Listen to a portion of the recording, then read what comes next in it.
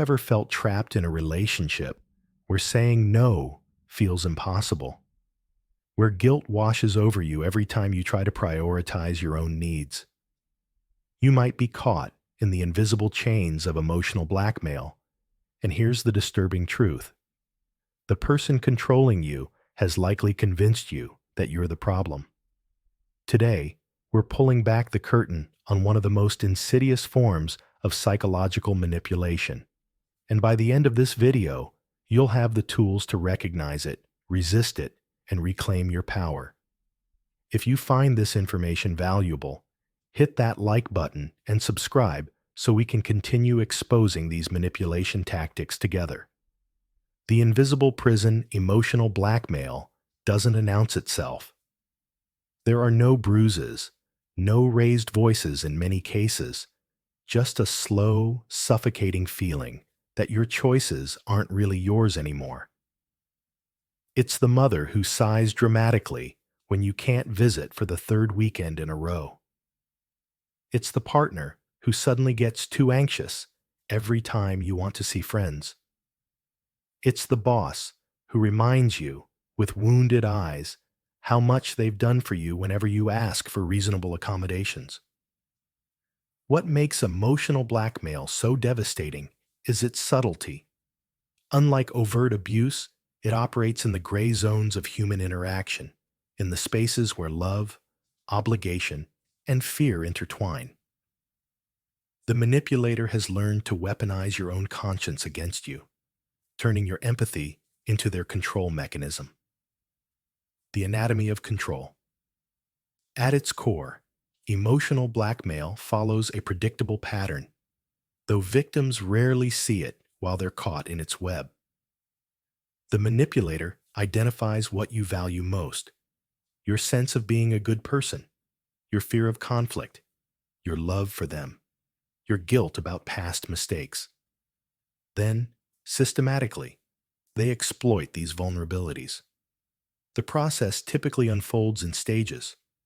First comes the demand, often presented as a reasonable request or emotional need. When you hesitate or refuse, the pressure escalates. The manipulator shifts into what we might call the fog. Fear, obligation, and guilt. They'll paint vivid pictures of the consequences of your refusal, making you feel responsible for outcomes that, rationally, you know aren't your fault. But here's where it gets truly insidious. Over time, you internalize their voice. You start preemptively managing their emotions, censoring your own needs, and justifying their behavior. You become your own jailer. The sufferer. Martyrdom as manipulation. One of the most common tactics is what we call the sufferer's approach. This manipulator positions themselves as perpetual victims, and you as their potential savior or tormentor. They've mastered the art of the heavy sigh, the pained expression, the statement that begins, "Don't worry about me, I'll be fine." Picture this scenario.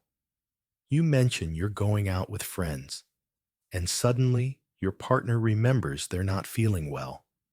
They insist you should still go, of course, but their tone suggests otherwise. They'll be fine, they say, alone in the dark apartment. Maybe they won't eat dinner, but you should enjoy yourself. The message is clear without being explicit. Your happiness causes their suffering. The brilliance, from a manipulator's perspective, is that they maintain plausible deniability. If you confront them, they can act shocked and hurt. They were being selfless. They told you to go. How dare you accuse them of manipulation?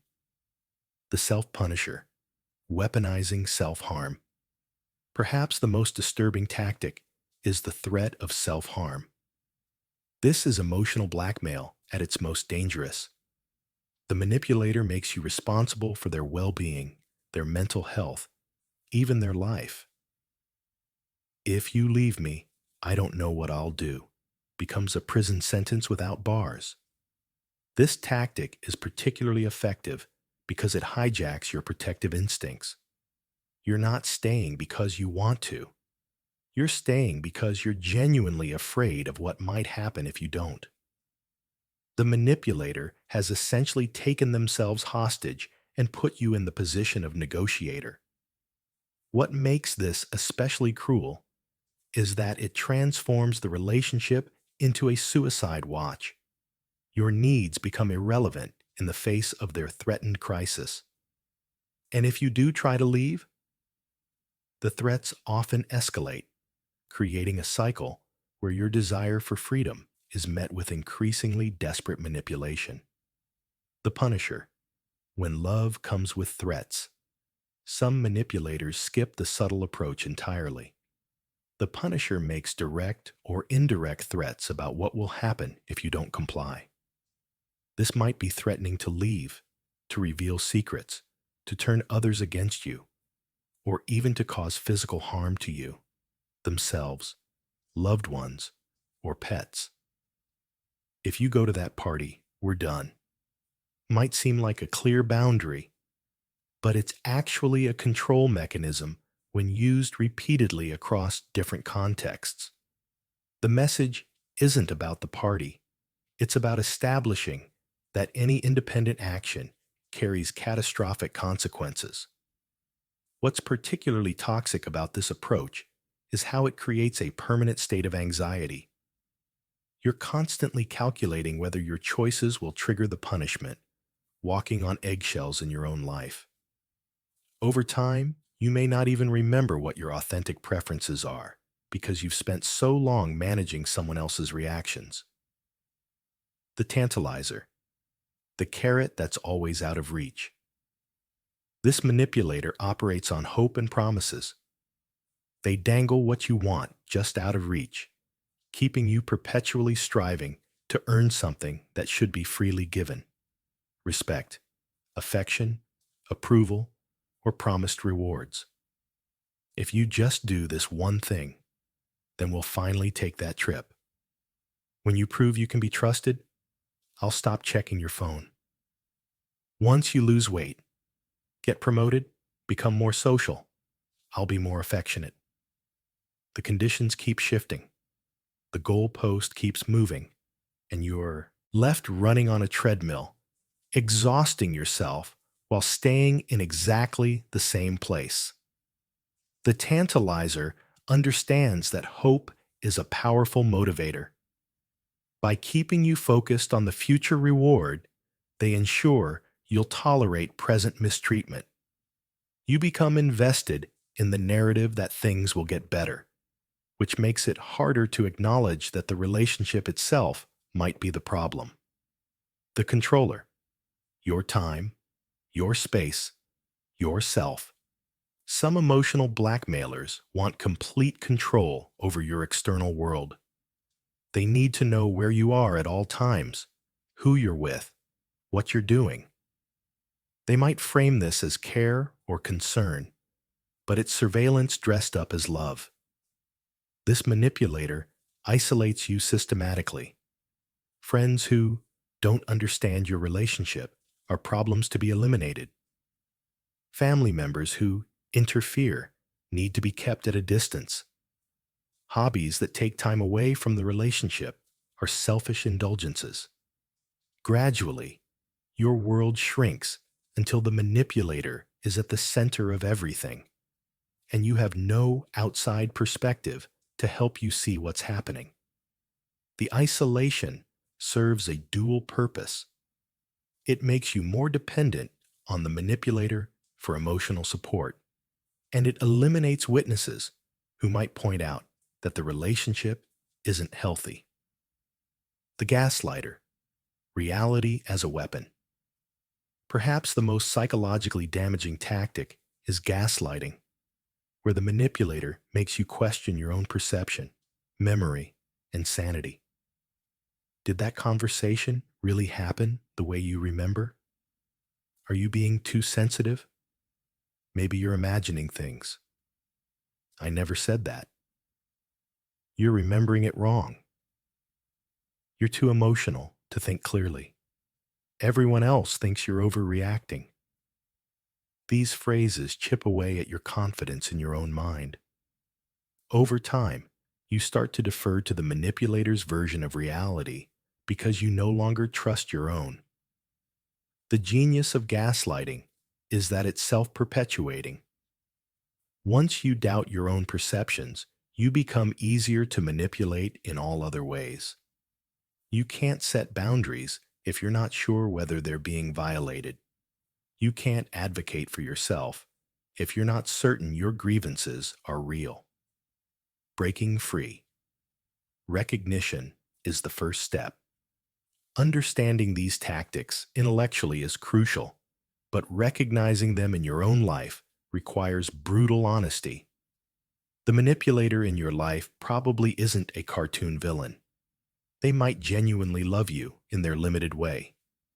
They might have their own trauma that drives their behavior. But none of that means you have to continue accepting it.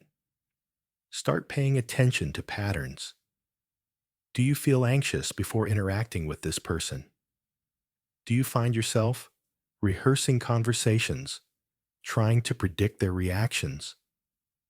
Do you feel guilty about normal self-care or boundary setting? These emotional responses are data, telling you something important about the relationship dynamic. Building boundaries. Your liberation. Blueprint setting. Boundaries with an emotional blackmailer is terrifying because they've trained you to expect catastrophic consequences. But here's what you need to understand. Their reaction to your boundaries reveals everything. Healthy people might be disappointed by a boundary, but they respect it.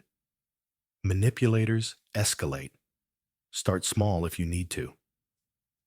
I'm not available to talk right now, but I can call you tomorrow at 3. I understand you're upset, but I'm not responsible for managing your emotions. I've made my decision, and it's not up for negotiation. The key is consistency. Manipulators test boundaries relentlessly, probing for weakness.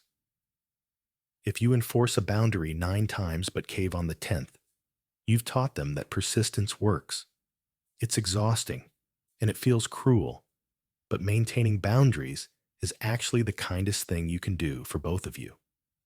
The support system. Your reality check. One reason emotional blackmail works is isolation. When the manipulator is your primary relationship, their version of reality becomes your only reference point. This is why building or rebuilding a support system is crucial. Reach out to people you've lost touch with. Be honest about what you're experiencing. Healthy relationships will welcome you back without judgment.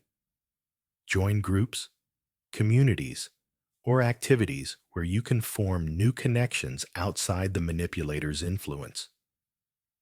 These relationships serve as mirrors, reflecting back a truer version of yourself than the one the manipulator has created. When you hear from multiple sources that your needs are reasonable, that the treatment you're receiving isn't normal, it becomes harder to dismiss those perceptions. Professional help. When DIY isn't enough. There's no shame in needing professional support to navigate emotional blackmail.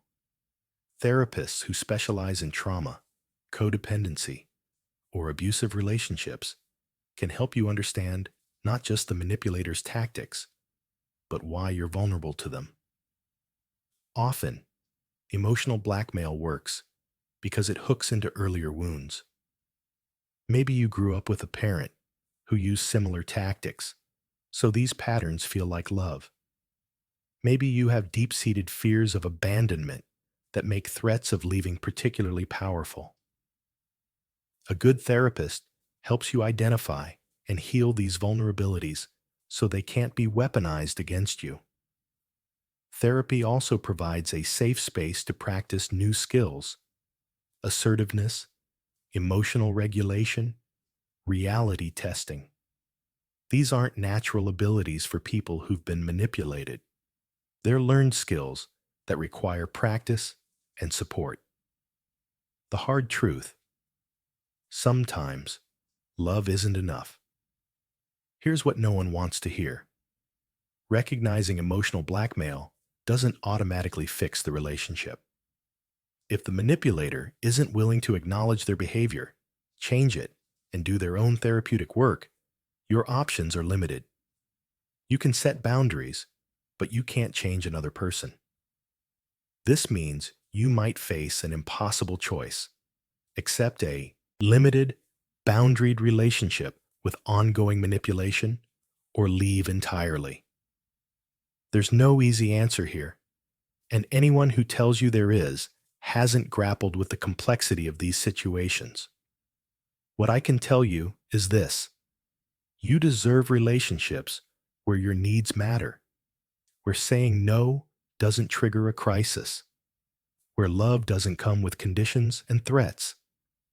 You deserve to trust your own perceptions, to have space for your own identity, to experience joy without guilt. And if the relationship can't provide that, even after you've done everything possible to establish healthy dynamics, then the relationship might not be salvageable.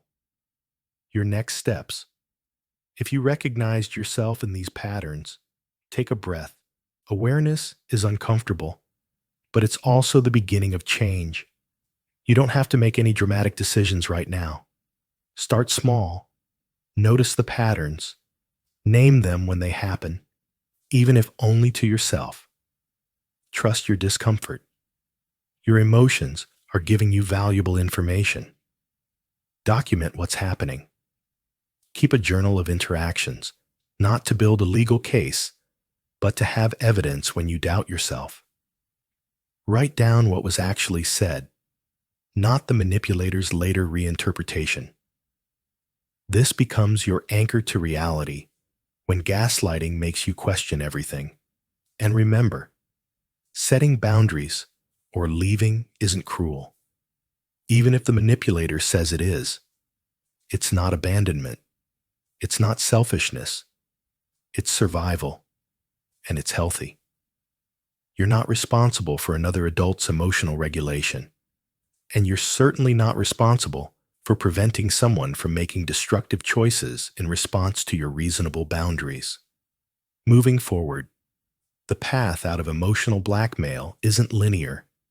You'll have setbacks. You'll feel guilty. You'll question whether you're overreacting or being too harsh.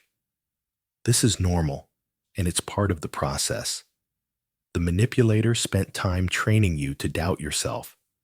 Unlearning that takes time too. But I promise you this: on the other side of this work is a version of yourself you may have forgotten existed. Someone who trusts their own judgment, who sets boundaries without agonizing for hours, who experiences relationships as sources of joy rather than anxiety. That person is still there, waiting for you to fight your way back to them. You are not trapped, even when it feels that way. You are not responsible for managing someone else's emotions. You are not required to set yourself on fire to keep someone else warm. These truths might feel impossible right now, but they're worth fighting for. If this resonated with you, you're not alone. Share this video with someone who might need to hear it. And remember, recognizing manipulation is the first act of freedom. Everything else builds from there.